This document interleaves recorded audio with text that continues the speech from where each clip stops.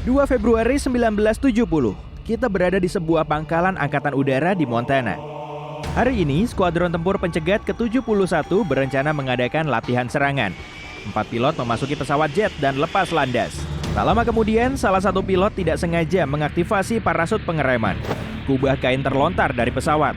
Lantas terisi udara dan mengganggu penerbangan. Pilot harus mendaratkan pesawat. Ketiga pilot lain melanjutkan latihan. Mereka tiba di tempat tujuan dan mulai melakukan simulasi pertempuran udara. Pilot adalah tenaga profesional dalam bidangnya. Mereka telah melalui latihan serupa berkali-kali. Tapi sesuatu yang menakjubkan akan terjadi hari ini. Pilot salah satu pesawat, Mayor Curtis, harus bertempur melawan kedua pesawat lain. Salah satu lawan sang mayor adalah Kapten Faust. Dua pesawat sedang mengejar sasaran. Mayor Curtis membelokkan jetnya dan mengarahkannya lurus ke atas. Dua pesawat lain mengikuti. Sang mayor melakukan manuver, vertical rolling scissors. Dia terbang naik dalam gerakan spiral sambil melakukan barrel roll. Lalu dia berbalik dan terbang turun, menukik tajam. Para pengejar tidak jauh tertinggal. Mayor Curtis melakukan manuver udara lagi. Dia terbang ke samping dan melewati Kapten Faust. Pada saat ini, pesawat Kapten mulai bergetar.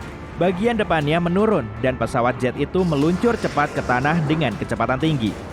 Kapten Faust tidak bisa melakukan apa-apa. Pesawat tidak mau menuruti perintahnya.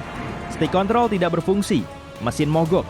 Kapten mengaktifkan parasut pengereman, tapi itu juga tidak berhasil. Pesawat makin dekat dengan tanah.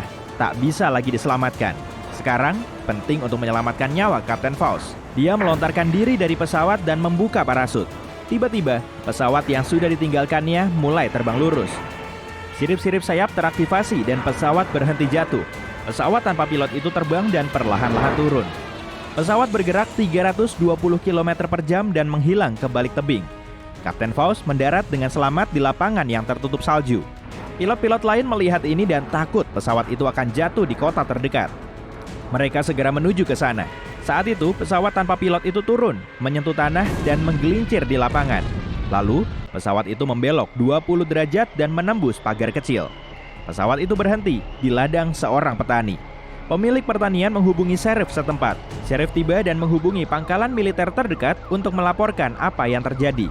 Dia mendekati pesawat yang jatuh itu untuk menilai kerusakannya dan mematikan mesinnya yang masih mendengung. Tapi begitu dia mendekat, pesawat mulai mendengung dan berguncang, seolah-olah ingin kabur dari sana. Para pemilik pesawat tiba. Mereka terkejut sebab kondisi pesawat hampir sempurna. Mereka mengirimkannya kembali ke pangkalan, memperbaikinya, dan membuatnya kembali bertugas. Pada tahun 2016 di Belgia, ada kereta api yang bergerak tanpa masinis. Hari itu, orang-orang di 2 stasiun kereta melihat kereta bergerak perlahan antara kedua stasiun itu. Kereta ini tidak berhenti, mengerem atau menambah kecepatan, cuma bergerak maju perlahan-lahan.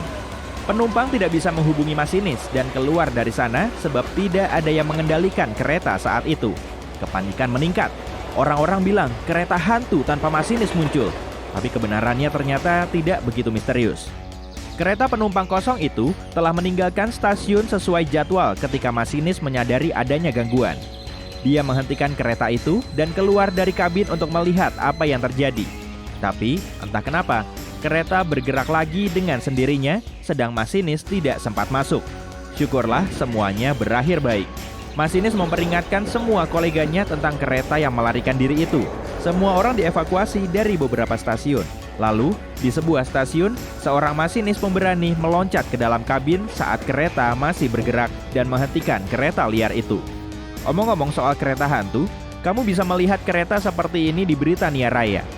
Kereta-kereta hantu melewati stasiun-stasiun terbengkalai. Kalau kamu naik kereta itu, kemungkinan kamu akan menjadi satu-satunya penumpang. Otoritas membiarkan kereta ini tetap beroperasi sebab menguntungkan negara itu secara ekonomi.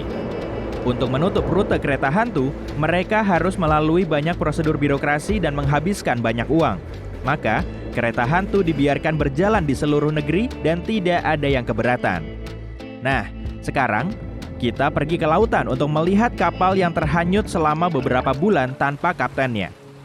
Kapal itu bernama Alta. Alta dibeli oleh pemilik barunya pada tahun 2017 dan ditandai dengan bendera Tanzania. Hampir semua kapal dilengkapi dengan AIS atau Sistem Identifikasi Otomatis, yakni sistem navigasi yang bekerja dengan prinsip GPS. Semua kapal dilengkapi AIS sehingga pergerakannya di lautan bisa dilacak. Fitur ini dinonaktifkan di kapal Alta. Kapal itu lenyap dari pengamatan satelit dan muncul lagi beberapa kali. Di tahun 2017, Alta berlayar di dekat kota-kota pelabuhan Yunani. Alta berhenti 12 kali di kota-kota itu di berbagai bagian Yunani. Lalu, sinyal AIS-nya lenyap. 10 bulan kemudian, Alta muncul lagi di pesisir utara Afrika.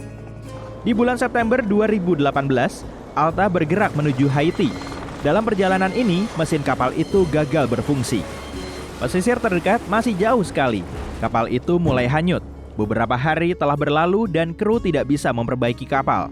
Perbekalan makanan hampir habis. Situasi makin buruk karena siklon tropis sedang mendekati lokasi kapal rusak itu. Syukurlah, sebuah perahu penyelamat mendatangi para pelaut itu. Mereka semua dievakuasi sesaat sebelum siklon tropis itu melanda. Alta terus terhanyut di lautan. Setelah sekian lama, kapal lain datang untuk menderek kapal itu menuju pesisir Guyana, tapi terjadi masalah. Ada yang mencuri Alta. Tidak diketahui siapa pelakunya dan kenapa. Lalu hampir setahun berlalu, di perairan Samudra Atlantik, sebuah kapal angkatan laut Inggris melihat Alta yang terhanyut. Tidak ada orang di kapal itu, pun tidak ada yang mengendalikannya. Lalu hampir 6 bulan kemudian, seorang warga kota kecil Irlandia melihat kapal terbengkalai itu dilepas pantai. Entah bagaimana, Alta berhasil menempuh jarak menyeberangi Samudra Atlantik dan terdampar di pesisir Irlandia. Otoritas Irlandia mengatakan ajaib sekali bahwa tidak ada orang lain yang melihat kapal itu. Alta berlayar dengan tenang menempuh jarak yang begitu jauh, bertahan dalam badai. Mereka memulai sebuah penyelidikan untuk menetapkan pemilik kapal itu. Menemukan orang yang bertanggung jawab untuk menderek Alta itu penting, tapi itu sangat sulit. Mereka tidak menemukan pemiliknya. Suatu hari, orang tak dikenal menghubungi otoritas Irlandia dan memperkenalkan diri sebagai pemilik Alta, tapi tanpa memberikan bukti apapun. Tapi, rekor kapal yang paling lama hanyut di lautan adalah SS Beijimo. Orang-orang melihat kapal hantu ini pada waktu-waktu berbeda selama 38 tahun. Pada tahun 1931, kapal itu terjebak es di lepas pantai Alaska. Badai salju mulai terjadi. Kru kapal menunggu cuaca buruk ini berakhir selama seminggu, tapi badai justru makin kuat. Suatu hari, ketika badai sedikit mereda, sebagian kru kapal pergi ke kota terdekat. Anggota kru lain beserta kapten membuat kemah di dekat kapal. Badai tidak berhenti dalam waktu lama. Badai salju itu begitu kencang sampai-sampai jarak pandang hanya sejauh rentangan tangan. Akhirnya, ketika badai berakhir, kapten pergi mencari kapal itu. Tapi gagal. Dia menganggap kapal sudah tenggelam selama hujan salju. Seminggu kemudian, kapal itu ditemukan hanyut di dekat tempatnya menghilang. Lambungnya rusak berat dan tidak aman untuk berlayar. Kapten memutuskan untuk meninggalkan kapal itu. Tapi kapal itu tidak tenggelam. Selama 38 tahun berikutnya, kapal ini terlihat hanyut di berbagai titik di sepanjang pesisir Alaska. Terakhir kali orang melihat kapal beku itu terjebak di es adalah pada tahun 1969. Di tahun 2006, sebuah proyek dibuat untuk menemukan SS Beijimo. Tapi selama itu pun, mereka tidak menemukan apa-apa. Nasibnya belum diketahui. Kemungkinan kapal itu tenggelam dalam damai di dasar Laut Chukchi.